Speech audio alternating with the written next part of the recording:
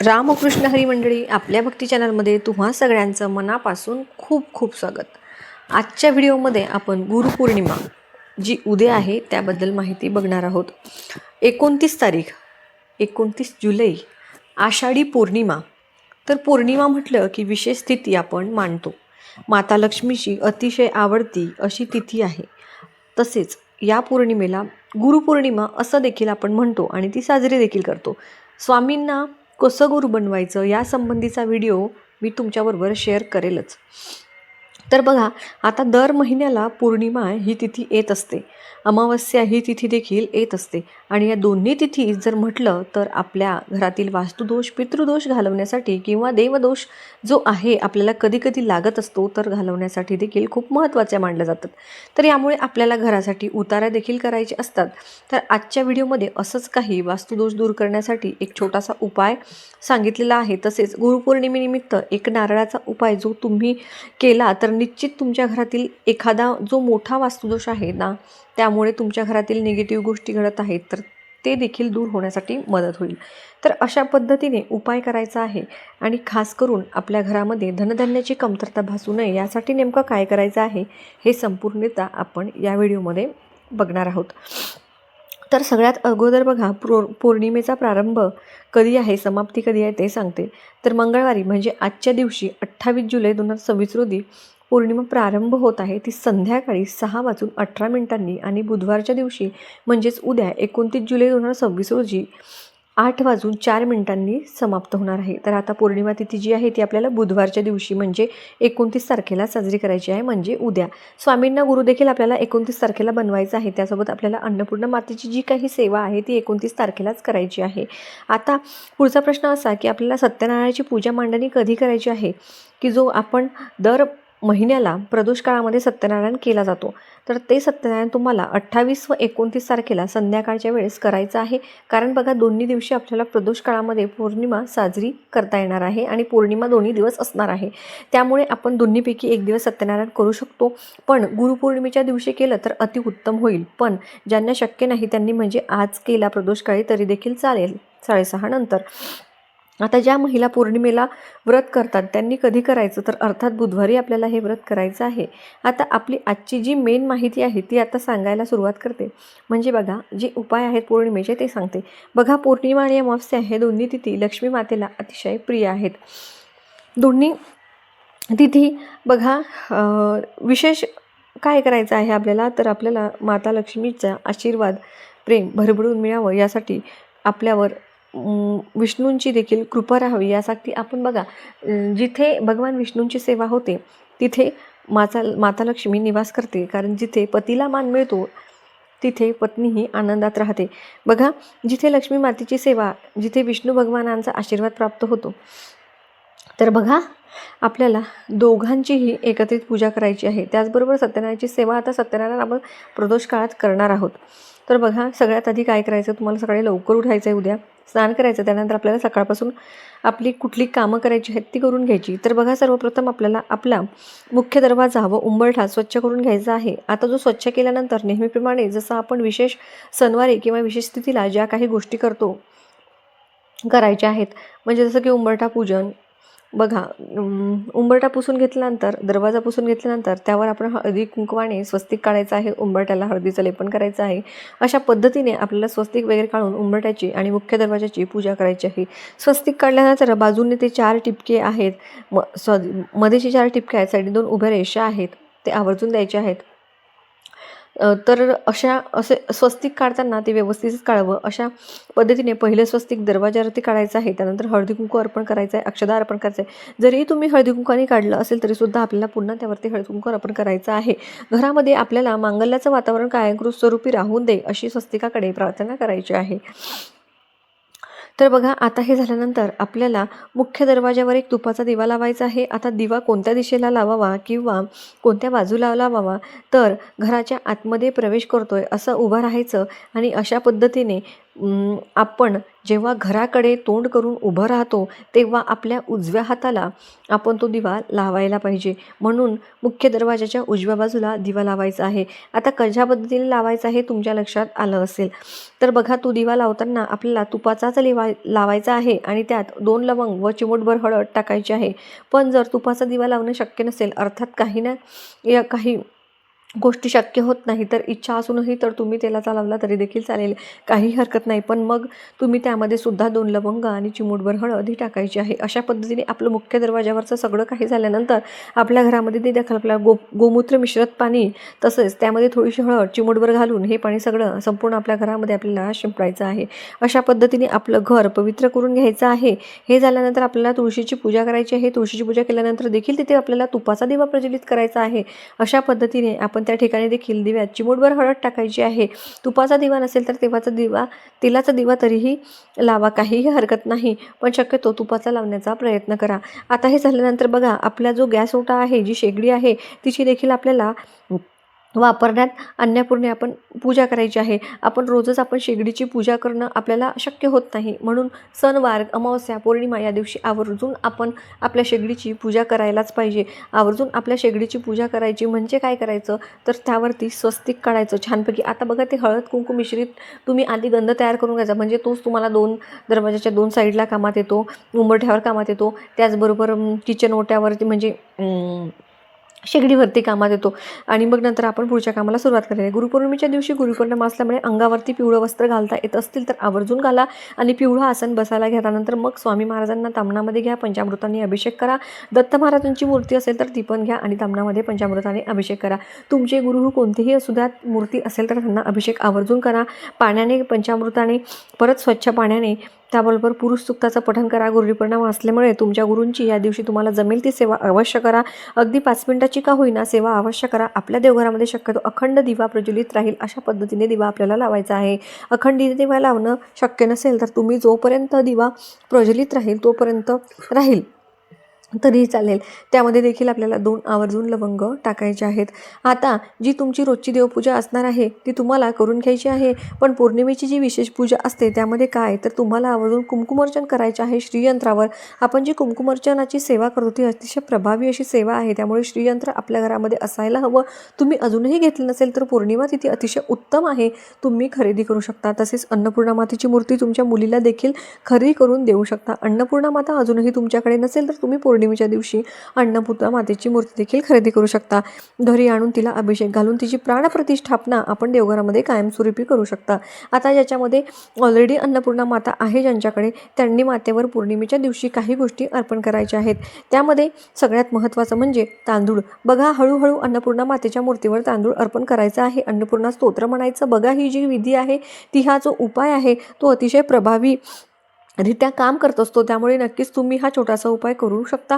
आता हे धान्य कशा प्रकारे अर्पण करायचं, तर सगळ्यात अगोदर अन्नपूर्णा मातेची मूर्ती एका ताटामध्ये घेऊन घ्यायची, तिला स्वच्छ धुवून घ्यायचं, अभिषेक करून घ्यायचा. पंचामृताने, दूध, पाण्याने, असं जरी तुम्ही अभिषेक केला तरी चालेल किंवा स्वच्छ पाण्याने केला तरी चालेल. मूर्ती स्वच्छ पुसून घ्यायची, कोरडी करायची, पुन्हा एका कोरड्या प्लेटमध्ये काढून घ्यायची. प्लेटमध्ये काढल्यानंतर त्यामध्ये त्या प्लेटवर अगोदर स्वस्तिक काढायचं. स्वस्तिक काढल्यानंतर तिथे थोडेसे तांदूळ ठेवायचे आणि त्यामुळे अन्नपूर्णा मातेची मूर्ती ठेवायची, तांदळावर ठेवायची आणि हळूहळू अन्नपूर्णा मातेच्या डोक्यावरून आपल्याला तांदूळ सोडायचे आहेत. मुठभूट तांदूळ तुम्ही सोडू शकता. अन्नपूर्णा स्तोत्र म्हणायचं आहे. अशा प्रकारे तुम्ही तांदूळ हे अर्पण करू शकता.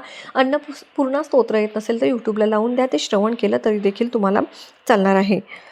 पहिली गोष्ट, तांदूळ अर्पण केल्यानंतर दुसरीकडे तुमच्याकडे जर धने असतील तर धने देखील अर्पण करू शकता. त्यावेळी काही ठिकाणी सप्तधान्य देखील अर्पण केलं जातं, तरी तुम्ही अर्पण केले तरी देखील चालणार आहे. अशा पद्धतीने अन्नपूर्णा मातेची छोटी सेवा तुम्ही पौर्णिमेच्या दिवशी निश्चितच तुमच्या घरामध्ये अन्नधान्याचा जो तुटवडा आहे तो कधीच बसणार नाही. आता या धान्याचं काय करायचं, जर तुम्ही तांदूळ घेतला असेल तर ते तांदूळ तुमच्या खाण्याच्या तांदूळामध्ये मिक्स करू शकता.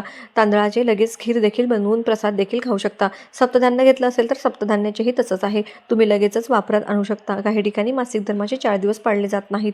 त्यामुळे अगदी सगळ्या धान्यामध्ये ते धान्य मिक्स करण्यापेक्षा लगेचच त्याचं एखादा पदार्थ बनवून तुम्ही खाल्ला तर निश्चितच आपल्या सगळ्यांसाठी ते चांगलं राहील. या व्यतिरिक्त जे ते आपले धान्य आहेत अन्नपूर्णा मातेला अर्पण केलेले आहेत त्यातील थोडेसे धान्य काढून घेतले आणि एखाद्या लाल कपड्यामध्ये गुंडाळून आपल्या तिजोरीमध्ये ठेवले तरी देखील आपल्या घरामध्ये आर्थिक चणचण भासत नाही, ती भासणारही नाही. किंवा आपल्याकडे जे काही आपण कामधंदा करत आहोत त्या ठिकाणी यश मिळण्यासाठी सुरुवात होईल.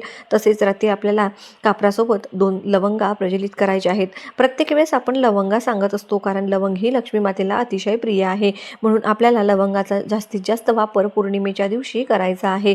तर कापराच्या वड्या 4-5 प्रज्वलित करायच्या, त्यामध्ये 2 लवंग टाकून घ्यायच्या आणि महालक्ष्मीच्या कुठलाही जर मंत्र तुम्हाला येत असेल जसं की ओम श्री महालक्ष्मी नमो नमः, ओम श्री महालक्ष्मी नमः तुम्हाला म्हणायचं आहे आणि अशा पद्धतीने तुमच्या घरातलं वातावरण जे चैतन्यमय करण्यासाठी हा उपाय प्रभावी ठरू शकतो. त्यासाठी आपल्या घरातील निगेटिव्हिटी जी आहे ती अशा पद्धतीने नष्ट होऊ शकते.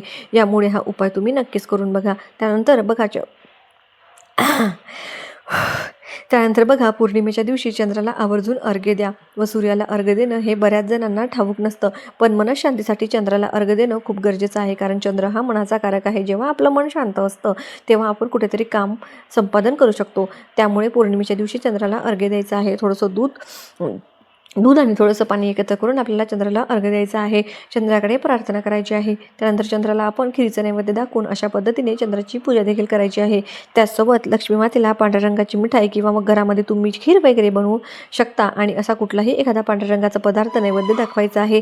त्यासोबत विष्णू सहस्त्रनामाचं पठण आपल्याला आवर्जून पौर्णिमेच्या दिवशी करायचं असतं.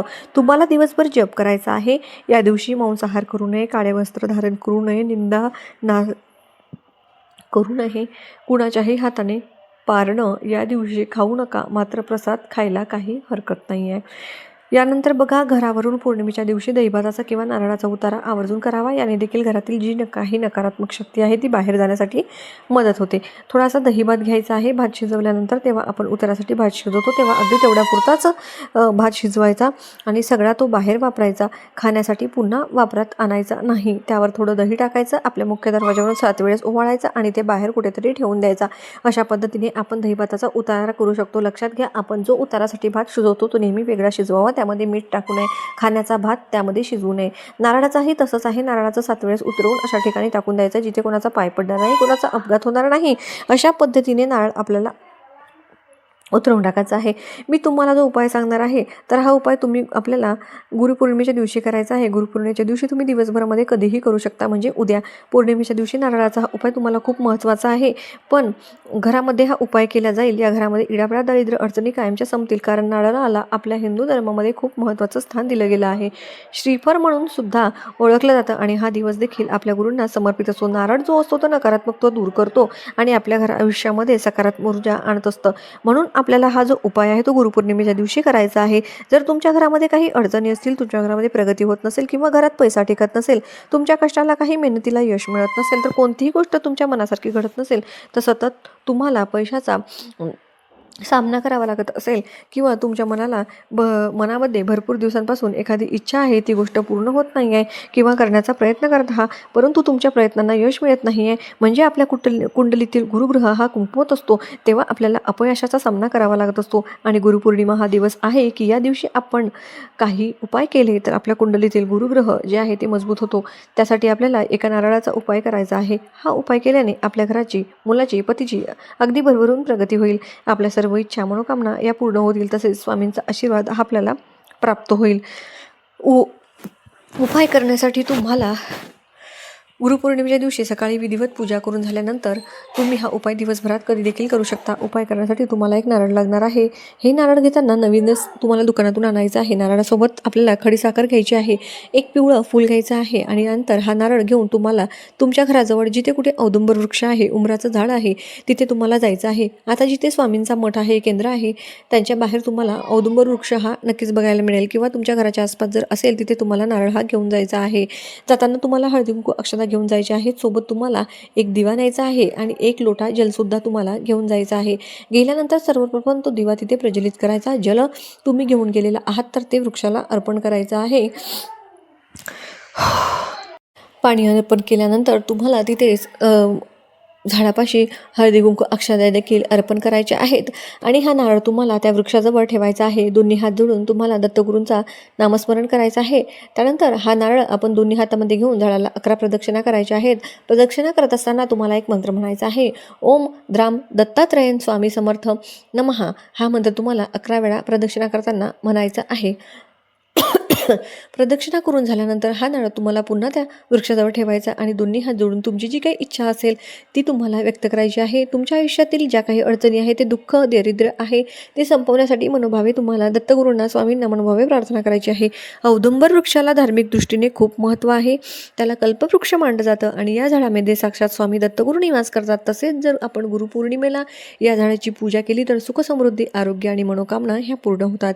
गुरुपौर्णिमेला या झाडाची पूजा केल्याने जन्मोजन्मीची पापे नष्ट होतात. तसेच जेव्हा आपण उंबराच्या झाडाला प्रदक्षिणा करतो म्हणजेच औदुंबराला प्रदक्षिणा करतो तेव्हा बाहेरील बाधा, हृदयविकार आणि इतर समस्या दूर होतात. हा वृक्ष शुक्रग्रहाशी संबंधित आहे. यामुळे या दिवशी वृक्षाची पूजा केली तर आपल्या औषधीतील दारिद्र्य, पैशाच्या अडचणी कायमच्या दूर होत असतात. आता मनोभावे प्रार्थना करून झाल्यानंतर तो नारळ तिथून तुम्हाला उचलायचा. त्यावर असणारी खडीसाखर आणि जो काही पिवळं फूल होतं तुम्ही घेतलं ते फूल तुम्हाला घेऊन तुमच्या स्वामींच्या मठाजवळ किंवा घराजवळ जे केंद्र असेल, स्वामींचं दत्तांचं मंदिर असेल, तिथे तुम्हाला जायचं आहे. त्यांच्या चरणी तुम्हाला हा नारळ अर्पण करायचा आहे. नारळ अर्पण केल्यानंतर सुद्धा तुम्हाला मनोभावे तुमची इच्छा मनोकामना पूर्ण होण्यासाठी, तुमच्या आयुष्यातील सर्व संकट दुःख अडचणी दूर होण्यासाठी मनोभावे प्रार्थना करायची आहे. असा हा छोटासा उपाय गुरुपौर्णिमेच्या दिवशी करायचा आहे. करून पहा. जो व्यक्ती हा उपाय करेल त्याच्या सर्व मनोकामना नक्कीच पूर्ण होतील. त्याचबरोबर मला तुम्हाला प्रत्येक स्त्रियांना, पुरुषांना आवर्जून सांगायचं आहे, ताई दादांना सांगायचं आहे, तुमचे गुरु कुणीही असू द्यात, शंकर महाराज असू द्यात, गजानन महाराज असू द्यात, स्वामी माऊली असू द्यात, कुणीही तुमचे गुरु असू द्यात, उद्या गुरुपौर्णिमेच्या दिवशी आपल्या गुरूंची आवर्जून आपल्याला विधिवत छान पंचामृताने स्नान करून, मूर्ती असेल तर आंघोळ घाला, नसेल फोटो असेल तर फोटोला छान हार वगैरे घाला, पाटावरती सेपरेट पूजा मांडा, कुठलंही एखादं स्तोत्र मंत्र ज्याचं असेल त्याचं आवर्जून पठण करा. आपल्या गुरूंना तुम्ही बघा, गुरूंसाठी आपण पिवळ्या रंगाचे वस्त्र परिधान करत असतो, तसंच तुम्ही पिवळ्या रंगाची मिठाई गुरूंसमोर ठेवू शकता. आपल्या गुरूंची आरती असेल, मंत्र असेल, स्तोत्र असेल, महात्म्य असेल, 5 मिनिटाचं का होईना आवर्जून करा. गुरु जीवनामध्ये खूप महत्त्वाचे असतात. तर तुमचे गुरु कुठलेही असू द्यात, गुरूंची सेवा ही प्रत्येकाने उद्या करायचीच आहे. त्याचबरोबर सत्यनारायणाचं पूजन, पौर्णिमेचा सत्यनारायण आवर्जून महिलांनो करा. आजपर्यंत केला नसेल, उद्या सुरुवात केली तरी देखील चालणार आहे. त्याचबरोबर आपल्याला अन्नपूर्णा मातेची सेवा कशी करावी ते देखील मी तुम्हाला सांगितलेलं आहे. त्याचबरोबर माता लक्ष्मीची सेवा आपण कुंकुमार्चन म्हणून कुंकुमार्चन म्हणून करायची आहे.